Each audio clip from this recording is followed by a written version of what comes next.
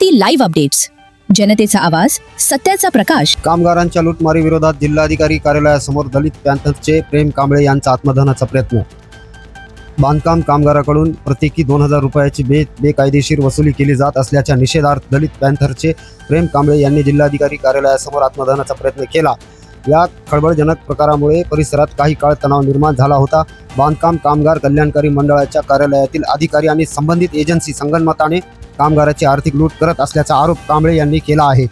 दोषी अधिकारी आणि एजन्सीवर तात्काळ गुन्हे दाखल करावेत या मागणीसाठी त्यांनी हे टोकाचे पाऊल उचललेले. जिल्हाधिकारी कार्यालयाच्या आवारातच हा प्रकार घडल्याने पोलिसांनी तत्परता दाखवत त्यांना ताब्यात घेतले आणि पुढील अनर्थ टळला.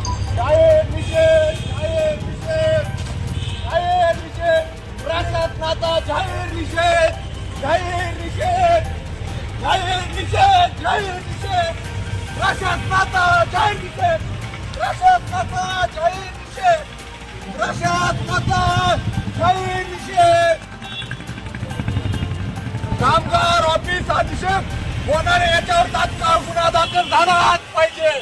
होणाऱ्यावर गुन्हा दाखल झालाच पाहिजे. संबंधित कंत्राटदार एजन्सी मालक सतीश शिंदेवर गुन्हा दाखल झालाच पाहिजे.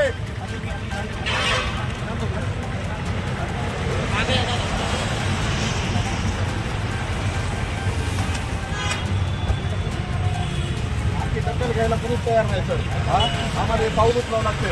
आम्हाला हे पाऊल उचलावं लागते का नाही?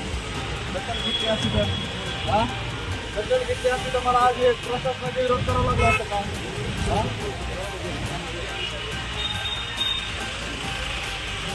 या प्रशासनाचा धिक्कार असो. या प्रशासनाचा धिक्कार असो.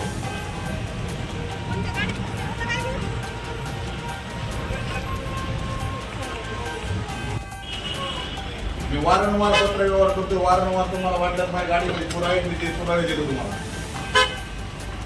मोगम स्वरूपाचे उत्तर देणं, हेरसाळ करणं, तुम्हाला काय करायचं ते करा.